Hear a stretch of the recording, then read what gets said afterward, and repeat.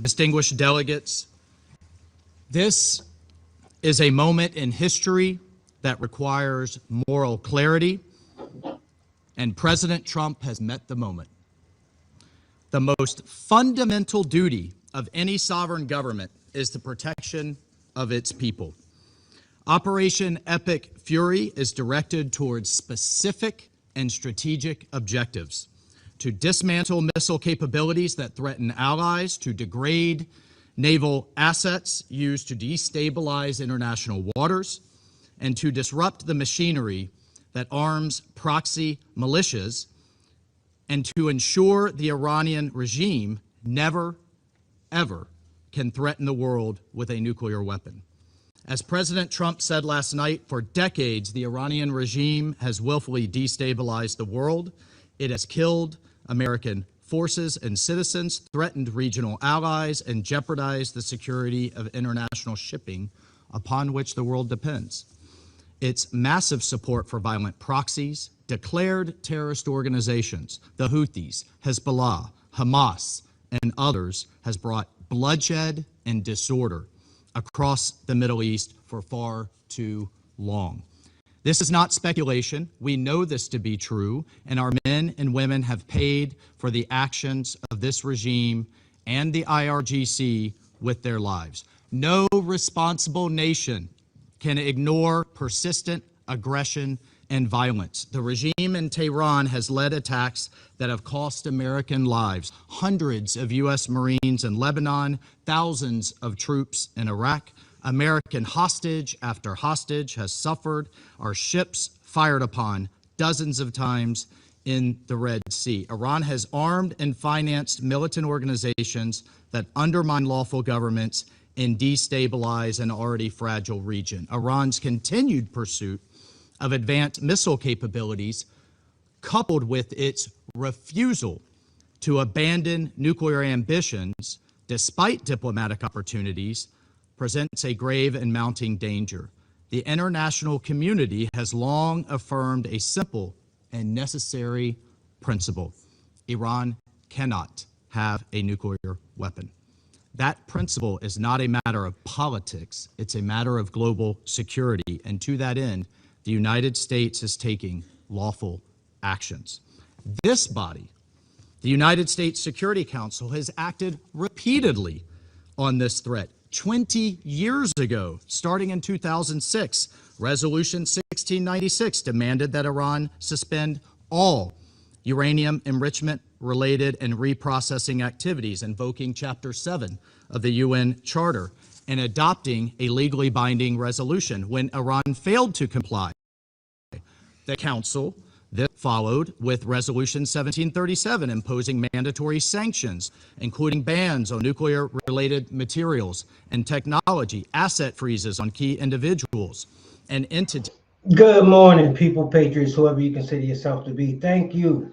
This is a great edition today of Morning Coffee. Hope everybody's having a great day. It's raining my way. Well, by now, everybody knows what is going on. Let me make sure I got my volume. This is a great edition. Everybody knows what is going on. We're at war. We're at war. We always wondered when we were going to get there, and the time is upon us. So what we're going to do real quick, I am basically letting you know why we're here, why we should have been here a long time ago, and we're going to get into a bunch of other videos. So y'all sit back, relax, get some coffee, like, share, subscribe, ring the bell if you're following me on YouTube this morning. Let's get back into it. He's linked to their nuclear program and establishing a sanctions committee. Subsequent resolutions, 1747 in the year 2007, expanded arms embargoes and asset freezes. Resolution 1803 in 2008 tightened restrictions on dual-use goods and calling for the inspections of Iranian cargo. Resolution 1835 in 2008 reaffirmed the need for full compliance. And Resolution 1927 in 2010, which was the most comprehensive, banning ballistic missile activities, tightening the conventional arms embargo, targeting the IRGC and shipping lines, and prohibiting new Iranian banking relationships, built a robust multilateral framework to curb Iran's nuclear and missile pursuits. These measures, again, adopted under Chapter 7, represented the world's collective judgment that Iran's actions posed a threat to international peace and security. See, so everybody's been saying basically Iran has been a problem for a long time. And we already knew this. And basically what he's doing, he's just running down all the resolutions, all of the chances that the United Nations, you see why Trump say that the United Nations is worthless? You know, because they're all talk. They're all talk. We remember what Barack Obama did. Slid them billions of dollars in there in the middle of the night to appease the Iranians so they don't throw tantrums. Trump ain't that type. Trump ain't that type. So let's proceed. Let's go on and see everything that they told these people not to do, that these people wind up doing, and Trump just had enough. And despite numerous opportunities for an alternative path, Iran remained defiant. And the Security Council decided on September 19th of last year, 2025, to restore these measures, snap back sanctions, sending a clear message that the world will not acquiesce to threats and half measures, and Tehran would be held to account. On top of these actions by the UN, American diplomacy was attempted repeatedly and in good faith. President Trump, Secretary Rubio, our special envoys, Witkoff and Kushner, were relentlessly dedicated to diplomacy. Diplomacy cannot succeed where there is no genuine willingness to cease aggression, where there is no genuine partner for peace. As President Trump said today, and he spoke directly to the Iranian people. He said, quote, "To the proud, great people of Iran, I saw tonight that the hour of your freedom is at hand. The entire world has witnessed the regime's wholesale slaughter of innocent civilians. The sad irony is that this same regime will attempt to lecture us today about human rights and the rule of law. Its presence here in this council makes a mockery of this body." And basically, that's what they've been doing, making a mockery of the whole thing. But thank God that there is a president that won't stand for the mockery, won't stand for it. So if you've heard that, if you don't know the history of what Iran has been doing, it's devastating. They've been killing our troops over the years. Hitting this place, hitting that place. They've been slaughtering their own people just for basically standing up, wanting to have human rights. The women, they got to wear the burqas and all of that stuff, or they get stoned. And this is some crazy shit that these people have been living under for a very, very long time. But man, it's crazy. It's crazy because it's all fun and games. You talk all the smack you want to talk until it's time to put up a shut up. Yeah, it really is. So the Don, for whatever reason, I did a video the other night. I said he woke up. I said he had a bad night. So he just woke up and said, let's bomb Iran. And he just got on the phone with his boy and they just went to work.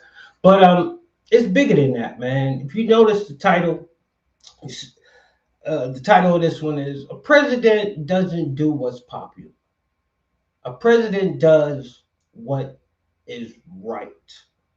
Everybody's talking about, oh, well, maybe he shouldn't have done it because it's going to ruin him for the midterms and this and that. Listen, the suffering of people takes priority over some damn midterms for Donald Trump, as it should, as it should, because at the end of the day, checkmate. The Don has done it again. See, you got these crazy liberals. And this is the thing, the people out there telling people that have been liberated from decades of tyranny, the people out there marching are the same people that never been under any type of bondage, never been under any type of oppression. No, they haven't. And they dare have the audacity to tell people who have been dealing with this for decades, look, we really don't even have to get into it right now. This is a day for videos. I felt like making videos today. I'm on a new platform, so we're gonna see how this works. And let me see how we're gonna do this. I don't know what order we're gonna put it in. Let me see. We'll go ahead and do this one. Being that we was talking on the topic, we'll go ahead and play this one. Let me see this one. I think I got a good one. I got a good one for you. So here we have let me see. That ain't the one. Hold on. Bear with your boy. Your boy's gonna get it right. I just gotta make sure I'm playing the right video. Because if I'm not playing the right video, then we got something to worry about. Okay, here we go. Here we go. Let the video speak for itself. We're gonna go ahead. Let me see. Technology. Here we go. I think this is the first time that we have seen the illusion of permanence crack within the regime for the first time in 47 years. And honestly, the Iranian people have been waiting for that crack in the system. And we saw them bravely rising up in January and throughout the past 47 years to demand their freedom in the streets. And you had teenagers that were facing live fire and still decided to stand up in the streets shouting for their freedom and for regime change in Iran. Yeah, certainly bravery all around. To have you here. I have so many questions for you, but I want to go to this. I've been discussing with my colleagues here about Iran pre-revolution and how so many resettled in Southern California and elsewhere across the United States, and just the difference between culture, their way of life, as opposed to what's in currently. Is it the same kind of feeling? Is it something different? Because Iran will rise up, and we hope that they will more democratic society. But to your understanding, is the population there, how similar are they to the population that's currently living in the United States and has for decades? You know, it's kind of funny. Sometimes we joke that they are even more freedom loving than the Iranian diaspora is, and that they are even a little bit more radical than we are in terms of demanding that freedom, because they have been subjugated for so long and lived under this brutal system of repression. And that has caused them to very unapologetically chant and demand their own freedom. And so there isn't very much difference between the Iranian diaspora and the people of Iran who love freedom and who have seen what this Islamist regime has done to their country over the past 47 years. It's just yet another story. Just yet another story of what a regime really was, and what they did to these people. So when you see these crowds of white liberals out here with these signs that just miraculously appear chanting no wars and this and that. Listen, go home. Go home. Oh, I forgot. You're being paid. Stay out there. Keep doing what you're doing because you're not doing nothing but making a mockery of yourselves. That's all you're doing. Because like I was touching on before, y'all have y'all little gatherings and your little celebrations and your little politician leaders out there talking stupid, people like Elon Omar and stuff like that, talking about, oh, Trump, he does it on Ramadan all the time and this and that, just talking, spewing crazy shit. While Trump continues to captivate hearts and souls by liberating people. See, y'all don't even understand what he's doing. People will always forever remember not just the United States of America liberating countries, liberating people, but they're also going to remember under whose watch it was done. Yeah, when they sit back and say Donald Trump is going to go down as the greatest president ever, yeah, when the history books are written, yeah, yeah, he's going to go down as one of the greatest presidents ever. And that's just the bottom line. Here's another prime example of what I'm talking about. Another prime example. Check this one out. Let me see where we at here. Boom. Here we go. Deliver. All I have to say is that after 47 years of Islamist tyranny, the dictator is dead and Iran is on the verge of being liberated. I never thought I would see this day in my lifetime. And I just want to conclude this editorial with this message to the late Supreme Leader. Pedar sag, khak be saret, besuz to Jahannam. Rowan. Couldn't have put it better myself, Rita. James, don't you agree? I mean, a little bit of gibberish version. I don't have anything to add to that. That's it. I'm out of anything to that. Fantastic. But we're going to go to Elon Levy in a second. But let us just say, Rita, from James and I, and from all outsiders viewers, we have seen the pain that you have gone through with everything that's been happening in Iran. You know, the whole time I've known you, and to hear you positive is just so good. It's just so fantastic. Well, I never thought I would see this day, to be honest with you. I did not think it would happen in my lifetime. I knew Iran would be liberated from the Islamists at some point. You look at its history and everything that's happened, but I just did not think it would happen in my lifetime and I would ever have the chance. I left Iran when I was 8 or 9 to come to Australia. I've never been back. If I went to Iran today or last week, I'd be chucked in prison and dead very quickly. So particularly if they saw your Twitter account. Well, they would. They would know what I have said about the regime, what I have written over many years and said on programs like this. So I've never been able to go back. I've never been able to see family, to take my son back and show him the country where his grandparents were born and raised. So this is, on a personal level, just enormous. And again, when I talk about Donald Trump and his courage in doing this, his courage, we'll talk to John Heinrich later in the program, because to do this in an election year with the midterms looming, this is not a popular course of action. It's not even popular amongst many on his own side who don't want Iran, who don't want America to be involved in Iran's internal politics, to be seeking regime change. So for him to do this is such an enormous risk, but it's the right thing to do, 100%. Even at personal political cost. And it is. And that's just what I was saying. That's what a real boss does.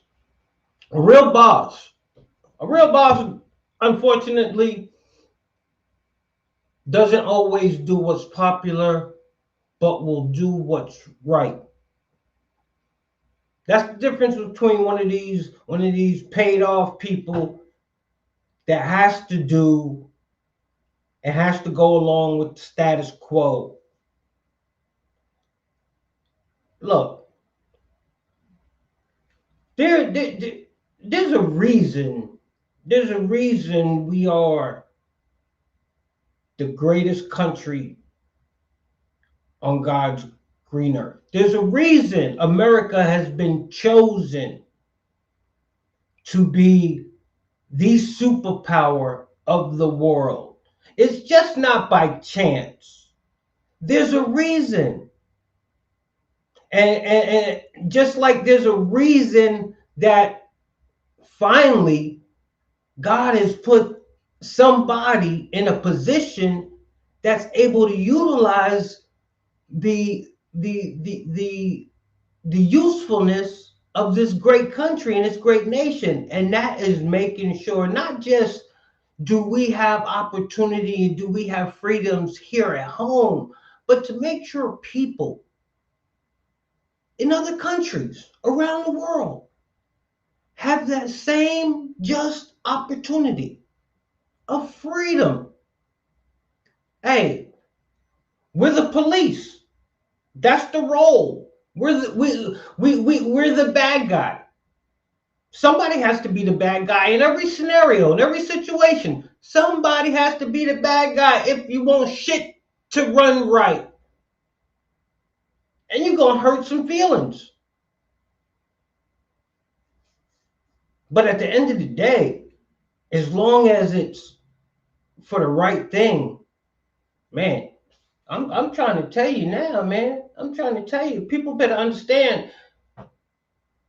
This is the time that we have to unite as one country and say, you know what? Let those small numbers of people that be out there on the street corners holding them signs, let them rock. Let them do what they want to do. But us as Americans, it's time for us to stand up and be like, yo, drown their ass out. It's time to just drown their ass out, yo. Because really, that's all they understand. That's all they understand. You know, you can play story after story after story. CNN, they thought they was gonna get out of the loop. You know, CNN, the last thing they want to do is play anything that is of Donald Trump. But let's get this perspective from this Democrat, this Iranian Democrat. Let's get her perspective on it.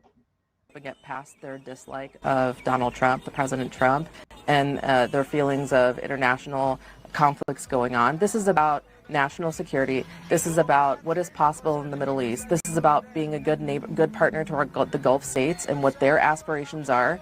This is about supporting the people of Venezuela. This is about dismembering our relationship, or not dismembering, but resetting our relationship with China. Right now, 55% of the oil production that Iran produces goes to China despite sanctions. You want to support the people of Ukraine, you want to end that war, you have to. There is no getting around dismembering this Islamic Republic. It is non-negotiable. It is not a want to have, it is a have to have it. And it's not just for the Iranian people.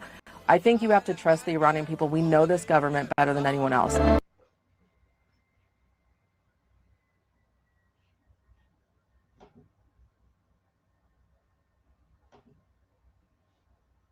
Good morning, David Novar. Good morning, Andrew James. Good morning, little sis Chelsea. Good morning, Chris Dudley. But that gets back to what I was talking about. The Iranian people, they know what's best for their country. They know what's best for themselves. They know this. But see, I'm starting to put it all together. They don't want these people to leave this country. They don't want these people to have to leave here and go back.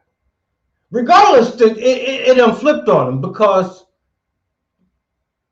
whether they go back or not, y'all have been exposed. These people see who's against them.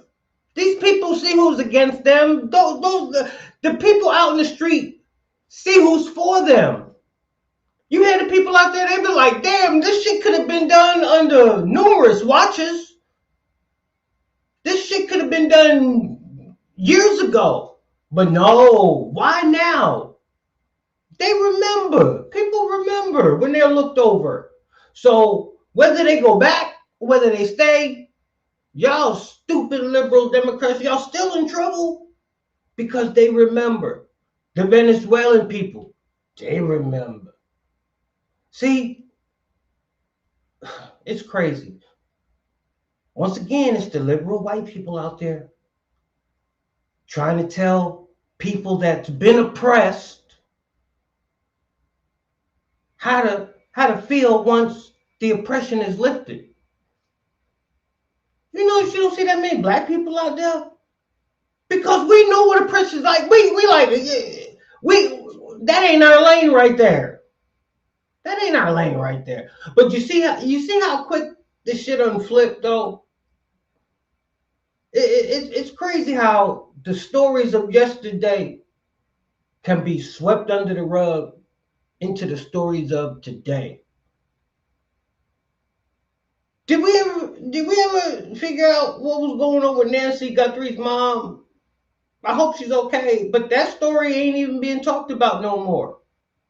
That story ain't being talked about. There's a lot of things. Ain't nobody even talking about the Epstein files no more, huh? Well, moved on to the war. Well, you know, it is what it is. We knew we knew it was getting to that point. We knew it was inevitable. What else we got here? Let me see what I got here. Okay. So, like I was saying, they kept poking the bear, and you can't keep poking the bear and think you're going to just get away with it because it just don't work that way. So obviously, the Don had enough of their bull crap, and as the Don, only the Don can do. If I can get it coming up here, I think I got it in its entirety. Let me see. What it won't let me do. I'm trying to pull up the video. But let me see. Here we go. Here we go. All right. So if you didn't hear it, we're gonna listen to it now, and then we'll keep going. The United States military began major combat operations in Iran. Our objective is to defend the American people by eliminating imminent threats from the Iranian regime, a vicious group of very hard, terrible people.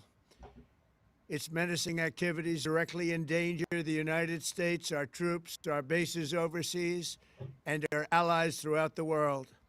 For 47 years, the Iranian regime has chanted death to America and waged an unending campaign of bloodshed and mass murder, targeting the United States, our troops, and the innocent people in many, many countries. Among the regime's very first acts was to back a violent takeover of the U.S. Embassy in Tehran, holding dozens of American hostages for 444 days. See, and this is the thing. The stuff he's reading off, he remembers all that shit. Can you imagine? Can you imagine being a man like Donald Trump, and not being the president, right? And you have to sit back and watch all this shit happening year after year after year after year. I'm talking about even when he was a politician. I mean, wasn't a politician, back when he was a celebrity. Year after year. And you can't do shit about it. You can't do nothing. You like, man, if I had the chance. And now you find yourself Getting the second bite of the apple. If y'all didn't see the video I did before the other day, go check it out. Getting the second bite of the apple. He gets the second bite of the apple. And trust me, he is going to devour this apple. He's going to. In 1983, Iran's proxies carried out the Marine barracks bombing in Beirut that killed 241 American military personnel. In 2000, they knew and were probably involved with the attack on the USS Cole. Many died.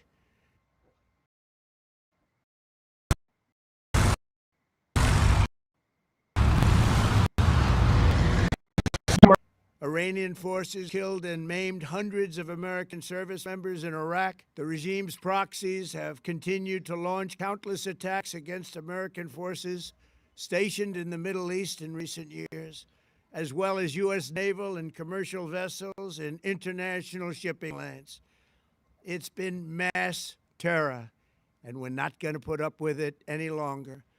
From Lebanon to Yemen and Syria to Iraq, the regime has armed, trained, and funded terrorist militias that have soaked the earth with blood and guts. And it was Iran's proxy, Hamas, that launched the monstrous October 7th attacks on Israel, slaughtering more than 1,000 innocent people, including 46 Americans, while taking 12 of our citizens hostage. It was brutal. Something like the world has never seen before. Iran is the world's #1 state sponsor of terror and just recently killed tens of thousands of its own citizens on the street as they protested. It has always been the policy of the United States, in particular, my administration, that this terrorist regime can never have a nuclear weapon. I'll say it again, they can never have a nuclear weapon. That is why in Operation Midnight Hammer last June, we obliterated the regime's nuclear program at Fordow, Natanz, and Isfahan. After that attack, we warned them never to resume their malicious pursuit of nuclear weapons, and we sought repeatedly to make a deal. We tried. They wanted to do it. They didn't want to do it. Again, they wanted to do it. They didn't want to do it. I don't know who they thought Trump was. I don't know if they thought Trump was Biden. I don't know if they thought Trump was Obama. I don't know if they thought Trump was Bill Clinton. I don't know if they thought Trump was George Bush. I don't know who the hell they thought Trump was. But at the end of the day, they found out who the hell Trump was. They didn't know what was happening. They just wanted to practice evil. But Iran refused, just as it has for decades and decades. They've rejected every opportunity to renounce their nuclear ambitions, and we can't take it anymore. Instead, they attempted to rebuild their nuclear program and to continue developing long-range missiles that can now threaten our very good friends and allies in Europe, our troops stationed overseas, and could soon reach the American homeland. Just imagine how emboldened this regime would be if they ever had and actually were armed with nuclear weapons as a means to deliver their message. How do you think they'd act? How do you think they respond? I tell you how they respond. They would respond just like they responded now. See, sometimes things have to be preempted in order to stop something a whole lot bigger. Y'all see that they're retaliating? God bless the families of our fallen troops who have gave the ultimate sacrifice for this country. Y'all are in our prayers. I heard today that there was a fourth one. So let's keep the military forever, always in our prayers, and we owe them a debt of gratitude. And but yeah, can you imagine if they got a nuclear weapon and what they would be capable of doing with nuclear weapons to what they're doing now? So he's allowed them to expose themselves to really let us see what type of range, what kind of damage they could do with just what they got. So they not so innocent. They got reaches. They can reach places. We're seeing them retaliate, and we're seeing them reach places. Can y'all imagine them being able to do that type of stuff with nuclear weapons? No, you got to do it now. You got to do it when the arsenal is small. You got see, y'all know what we're talking about. For these reasons, the United States military is undertaking a massive and ongoing operation to prevent this very wicked, radical dictatorship from threatening America and our core national security interests. We are going to destroy their missiles and raise their missile industry to the ground. It will be totally, again, obliterated. We're going to annihilate their Navy. We're going to ensure that the region's terrorist proxies can no longer destabilize the region or the world and attack our forces, and no longer use their IEDs or roadside bombs, as they are sometimes called, to so gravely wound and kill thousands and thousands of people, including many Americans. And we will ensure that Iran does not obtain a nuclear weapon. It's a very simple message. They will never have a nuclear weapon. This regime will soon learn that no one should challenge the strength and might of the United States Armed Forces. I built and rebuilt our military in my first administration, and there is no military on earth even close to its power, strength, or sophistication. My administration has taken every possible step to minimize the risk to U.S. personnel in the region. Even so, and I do not make this statement lightly, the Iranian regime seeks to kill. The lives of courageous American heroes may be lost, and we may have casualties. That often happens in war. But we're doing this not for now. We're doing this for the future, and it is a noble mission.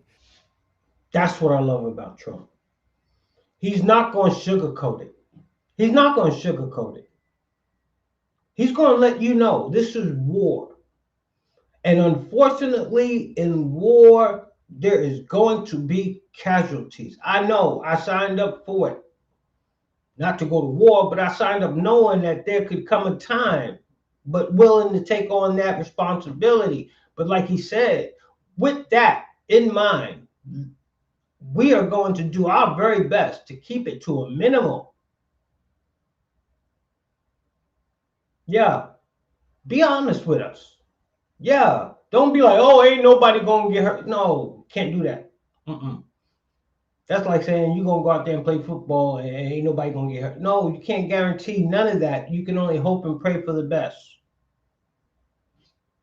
That's all you can do. But I love it that he's honest. We pray for every service member as they selflessly risk their lives to ensure that Americans and our children will never be threatened by a nuclear-armed Iran. We ask God to protect all of our heroes in harm's way, and we trust that, with his help, the men and women of the armed forces will prevail. We have the greatest in the world, and they will prevail. To the members of the Islamic Revolutionary Guard, the armed forces, and all of the police, I say tonight that you must lay down your weapons and have complete immunity, or, in the alternative, face certain death. So, lay down your arms. You will be treated fairly with total immunity, or you will face certain death. So, you know what that means, right? See, even to the end, this man will give you an out. Even to the end, he will give you an out. He just wants to do us right. He's not trying to kill everybody. Now, some people got a death wish, and he's willing to oblige. Some people, he's looking to seek and destroy on some of them, and a lot of them he has, if you haven't heard. Yeah, a lot of pieces going off the chessboard. Yeah, but he really ain't trying to. I've told people he don't want the dominions. He don't want the little people. The little people, you're just taking orders. We understand. Hopefully, we think you want to live in peace.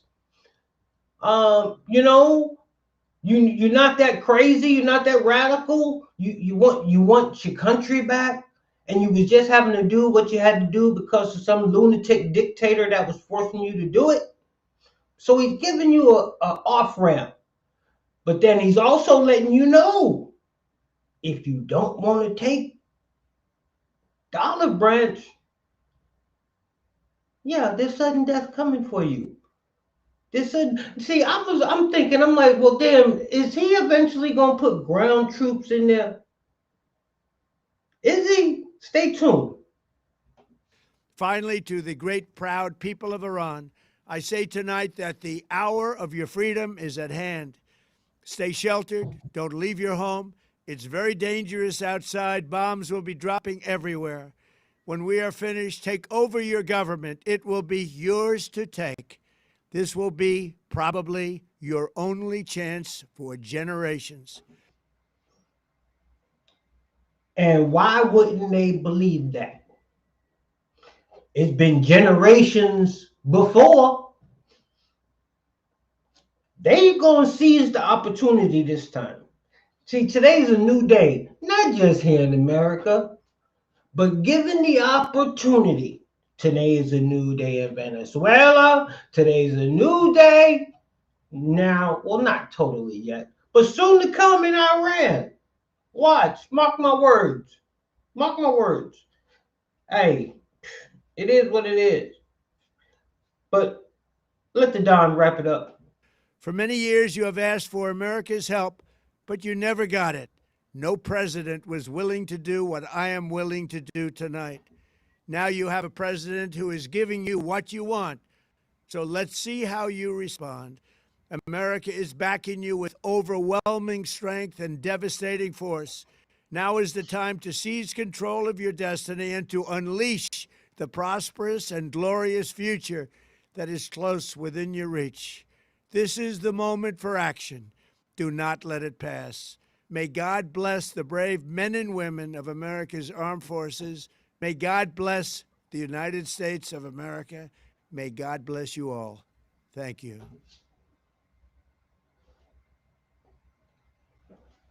Hey, we always, well, at least I know I have. We've always wanted to see a president at work. If Donald Trump hasn't done nothing since he's been president, he's given the whole world an opportunity to see how a president works. Yeah. He always lets you know what he's going to do. He might not let you know when he's going to do it, but he always going to let you know what he's going to do. A little bit how it's going to get accomplished. He ain't going to tell you the ins and outs on how it got done, but he's going to let you know I'm going this avenue to get it done. But at the end of the day, his objective and his goal is to get it done. And as he said, you know, y'all been asking for help. Y'all been asking for help for a long time. Well, here's your opportunity. I'm gonna give it to you just like I've given others.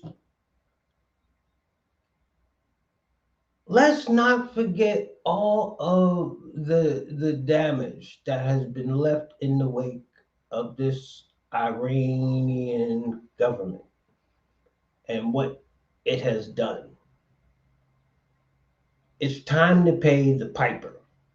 And you know, a lot of people want to say, well, how are the people reacting? Well, you know what? for a good reaction, let me see where we can go. Let's hold on. I got to get. Let me see if I can get it up in here. We're gonna go somewhere where it's not. It wasn't supposed to be expected, but let me see if I can bring it up. We're gonna go to LA. We're gonna start there. Let's start in LA. Let me see if I can bring up the LA's. Can I get the LA one? I don't have a producer up in here, so I'm doing all of this myself. But let's see if I can bring up the people in the streets of LA as they are celebrating. Now, this is Los Angeles now, and these people allegedly, supposedly, are supposed to hate Trump. Well, guess who they not hating on this day? Let's go. Let's bring it there.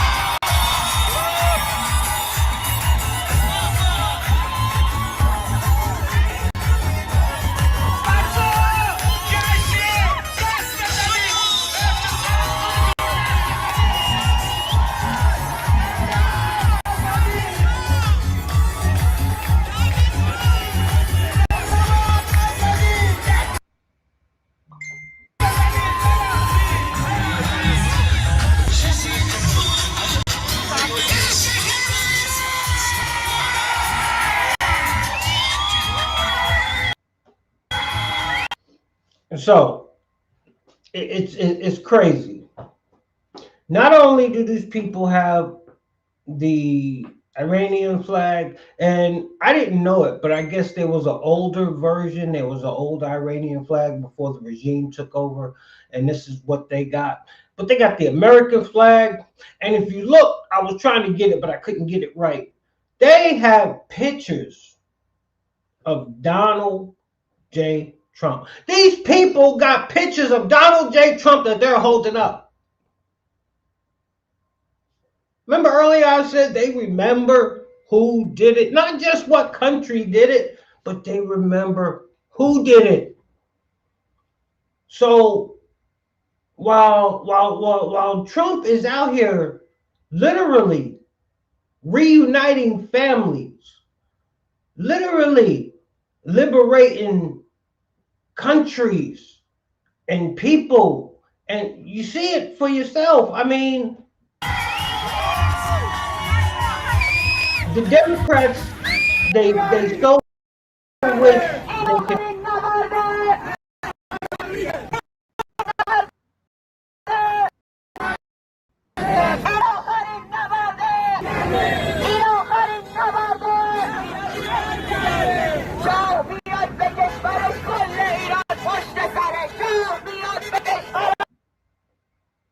Now, me personally, I don't understand what they're saying.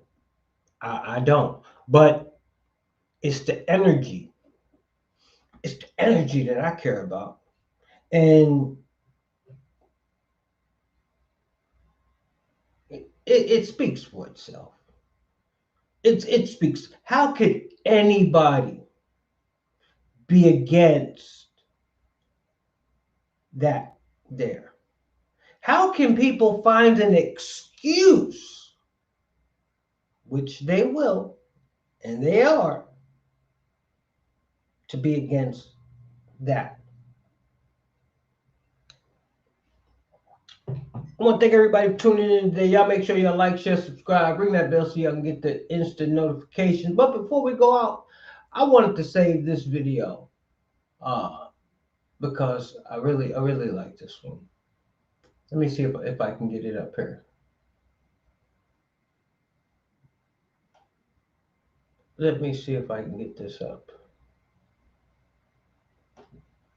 I think I can get it up here. All right, this is how we're going to do it now. Let me get it.